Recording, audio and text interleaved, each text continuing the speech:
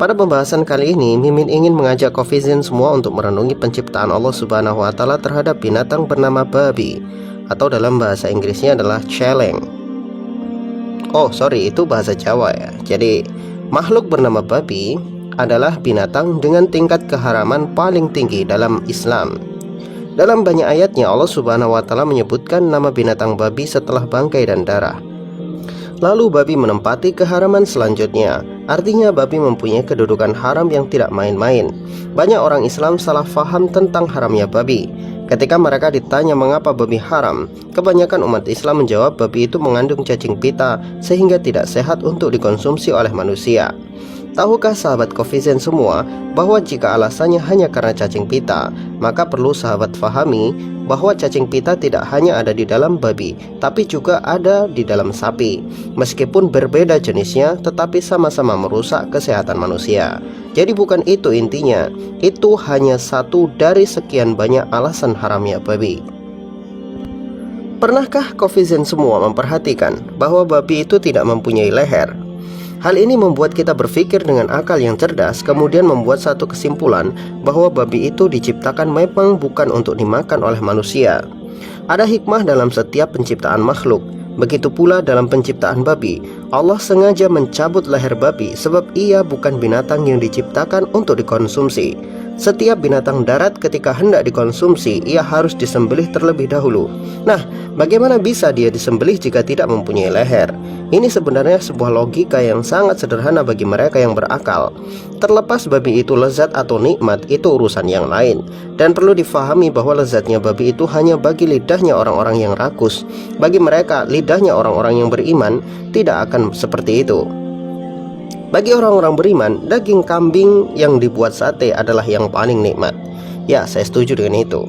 Saya pernah ditanya oleh orang-orang kafir, mengapa orang Islam tidak memakan babi? Mubazirlah, udah diciptakan tapi nggak dimakan. Ya, dengan santai saya kemudian jawab, lah besok bapakmu atau ibumu kalau mati ya jangan dikubur, goreng aja buat dimakan. Kan mubazir, daripada dimakan belatung mending ente makan, lumayan buat tambahan gizi. Ya, seperti itu jawaban saya. Orang-orang kafir selalu mempunyai banyak alasan untuk menghalalkan babi. Tetapi bagi umat Islam, cobalah Anda berpikir bahwa ketika Anda melihat babi, Anda bayangkan bahwa tumpukan daging babi adalah tumpukan kotoran yang menjijikkan. Coba Anda perhatikan baik-baik bahwa para ilmuwan modern telah menemukan fakta bahwa babi itu adalah seekor binatang dengan segala keburukan di dunia ini terkumpul di dalamnya. Ada 3 keburukan babi yang menjadi alasan mengapa binatang ini layak dikatakan sebagai makhluk terburuk di bumi. Pertama, seperti yang kita ketahui bahwa babi mengandung penyakit yang sangat berbahaya bagi manusia. Cacing pita itu baru sebagian kecil dari penyakit yang dibawa oleh babi. Padahal kita tahu cacing pita pada babi itu berbeda dengan cacing pita yang ada pada hewan lain. Cacing pita dalam babi tidak mati meskipun dimasak dengan suhu mendidih. Ini suatu perkara yang sangat merepotkan. Bakteri dan virus mungkin cukup dimasak dengan suhu mendidih akan mati. Tapi cacing pita ini suatu yang mungkin adalah kutukan nyata di dalam babi. Bisa dibayangkan mereka yang suka makan daging babi, bahkan belum mati tubuh mereka sudah dipenuhi oleh cacing-cacing yang menjijikkan. Selain itu, daging babi adalah daging yang tidak steril meskipun dicuci bersih.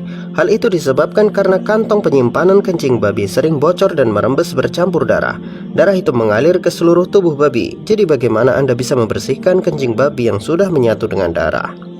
2. Babi adalah makhluk paling jorok dan paling rakus di muka bumi ini.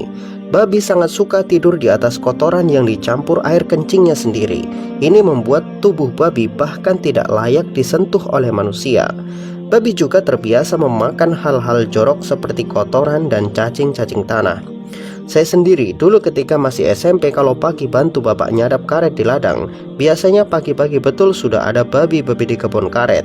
Babi-babi ini mengeruk-ngeruk tanah dengan congornya yang tajam untuk mencari cacing, makanan paling ia sukai. Bisa dibayangkan betapa kuatnya congor babi ini bisa digunakan untuk mengeruk tanah. Dan harus Anda ketahui, saking rakusnya babi ini, biasanya dia akan memakan kotorannya sendiri. Jika masih tidak puas karena rakusnya, maka dia akan memuntahkan isi perutnya lalu dimakan lagi. Naudzubillah, summa naudzubillah. 3. Babi mempunyai sifat paling buruk di muka bumi. Jika kita melihat binatang seperti ayam atau kambing, maka untuk memperebutkan betina, kambing jantan dan ayam jantan akan bertarung demi mendapatkan betina yang dia inginkan. Hal ini disebabkan para binatang punya perasaan dan naluri untuk memiliki secara pribadi pasangannya. Tetapi babi tidak demikian. Babi tidak akan pernah bertarung demi memperebutkan betina, sebab mereka bisa menikmati babi betina secara bergiliran. Disinilah letak sifat babi yang paling buruk. Coba Anda bisa bayangkan jika manusia punya watak seperti babi. Satu wanita dimiliki oleh 10 laki-laki. Inilah yang disebut watak paling buruk di muka bumi. 3 hal inilah alasan utama Allah Subhanahu wa Ta'ala mengharamkan babi bagi manusia. Allah tahu apa yang terbaik bagi hamba-hambanya, namun manusialah yang terkadang tidak mau berpikir dan selalu melampaui batas. Orang-orang barat mempunyai slogan, "You are what you eat." Kamu adalah apa yang kamu makan. Tetapi kenyataannya mereka memakan segala yang mereka inginkan.